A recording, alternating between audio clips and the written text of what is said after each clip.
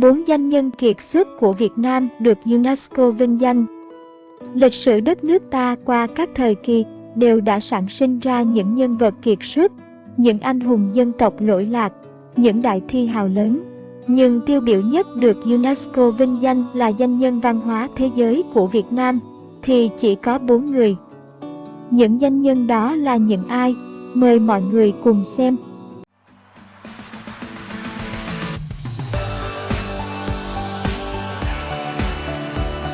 1. Danh nhân Chu Văn An, người thầy của mọi thời đại, nhà giáo lỗi lạc.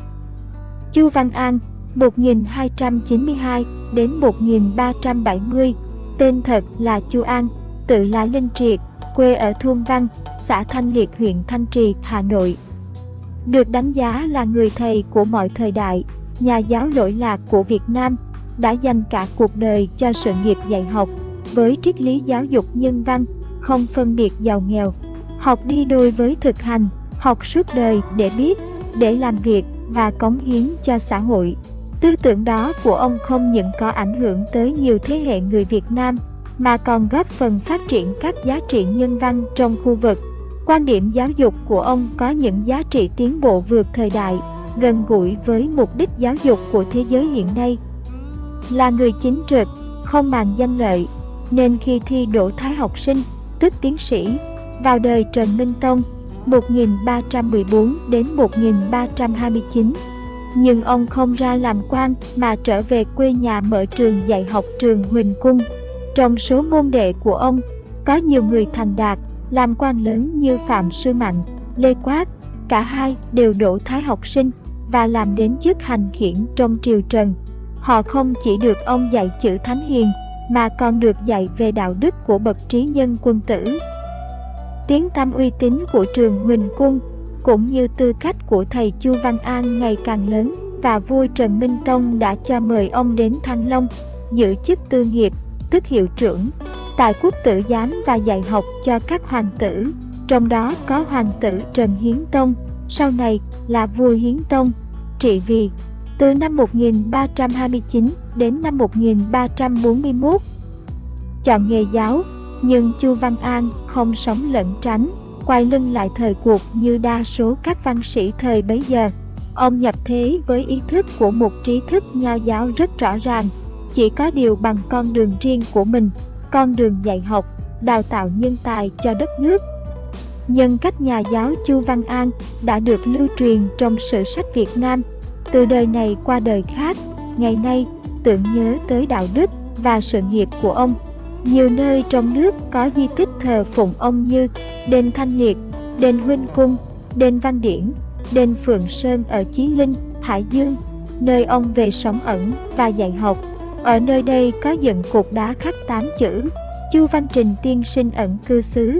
Nhân dân thủ đô Hà Nội cũng đã lấy tên ông để đặt tên cho một đường phố và một trường trung học lớn của Hà Nội. Đó là phố Chu Văn An và trường phổ thông trung học Chu Văn An.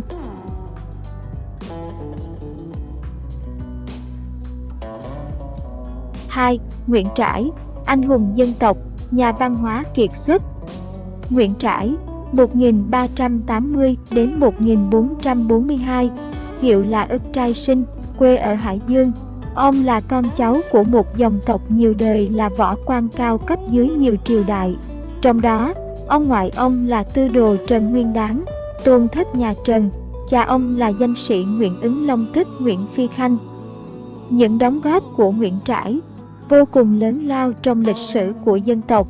Ông là vị anh hùng, một nhà quân sự, chính trị và nhà văn hóa kiệt xuất của dân tộc. Tài năng của ông Trãi đều trên các lĩnh vực được hậu thế kính phục.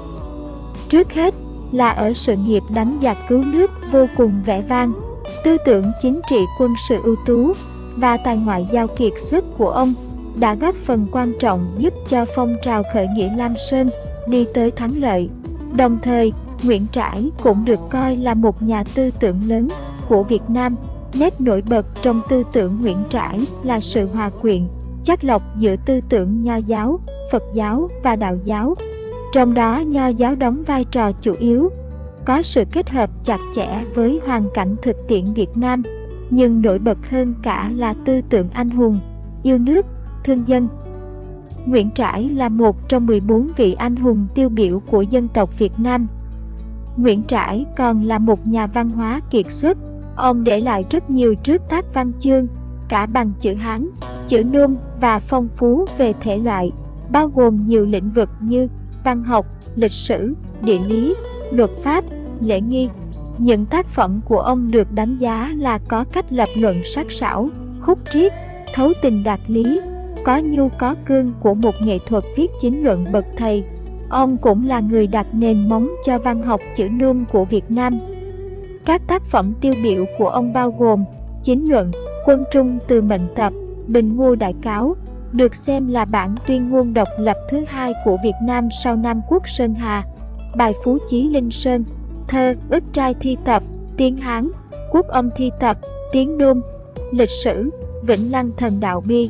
Về địa lý, Dư Địa Chí, bộ sách về địa lý học cổ nhất còn lại của Việt Nam, trong đó ghi chép lại những sản vật và con người nước ta thế kỷ 15. Với những công lao và đóng góp vô cùng to lớn của ông trong lịch sử nước nhà, Nguyễn Trãi được xem như nguồn tư liệu quý cho các công trình nghiên cứu, các tác phẩm hội họa, văn học và nghệ thuật. 3. Danh nhân Nguyễn Du, đại thi hào dân tộc. Nguyễn Du, 1765 đến 1820, tên chữ là Tố Như, hiệu Thanh Hiên, sinh tại kinh thành Thăng Long, nay là thủ đô Hà Nội. Cha ông là Hoàng Giáp Nguyễn Nghiễn, quê ở xã Tiên Điền, huyện Nghi Xuân, Hà Tĩnh, đã từng làm đến chức tham tụng, tể tướng dưới triều Lê. Năm 1783, ông thi đỗ tam trường. Ông từng giữ chức vụ như Đông Các đại học sĩ, Cân Chánh đại học sĩ. Trong thời gian này, ông được cử đi sứ Trung Quốc, hữu tam tri bộ lễ. Không chỉ là một ngôi sao sáng trên bầu trời văn học của Việt Nam, đại thi hào Nguyễn Du còn được cả thế giới biết đến và công nhận. Tác phẩm truyện Kiều của ông đã trở thành một tài sản văn học chung của thế giới. Theo nhà kiều học Trần Đình Tuấn, trong hồ sơ đề nghị UNESCO vinh danh Nguyễn Du, có nhắc lại sự kiện Tổng thống Mỹ Bill Clinton khi sang Việt Nam đã bắt đầu buổi nói chuyện với sinh viên bằng hai câu kiều: sen tàn cúc lại nở hoa, sau dài ngày ngắn đông đà sang xuân. Theo ông Tuấn, điều đó gắn với một thực tế là vài trăm năm qua, truyện kiều đi vào đời sống người dân Việt Nam, mãnh liệt tới mức người ta có thể trích dẫn bất cứ câu kiều nào để thay lời muốn nói trong những văn cảnh điển hình. Truyện kiều của Nguyễn Du cũng góp phần đưa văn học Việt Nam vượt ra khỏi quốc gia, trở thành một phần tinh hoa của văn hóa nhân loại, ghi dấu văn học Việt Nam trên thi đàn quốc tế. Truyện kiều đã được dịch ra hơn 20 ngôn ngữ: Anh, Pháp, Đức, Trung Quốc, Nhật Bản, Hàn Quốc, Hy Lạp, Mông Cổ, Ả Rập, Nga, với trên 60 bản dịch khác nhau. Tại mỗi quốc gia, tác phẩm để đời này đều được đón tiếp nồng nhiệt và đều có một đời sống riêng. Bên cạnh tư cách một nhà thơ, Nguyễn Du còn là danh nhân, có tinh thần tự hào dân tộc và tình yêu mãnh liệt với tiếng mẹ đẻ, dũng cảm vượt qua rào cản nặng nề hàng ngàn năm của Hán văn để sáng tác bằng Việt văn. Nguyễn Du lần đầu tiên đưa tiếng Việt và ngôn ngữ Việt trở thành ngôn ngữ văn học chính thống của quốc gia.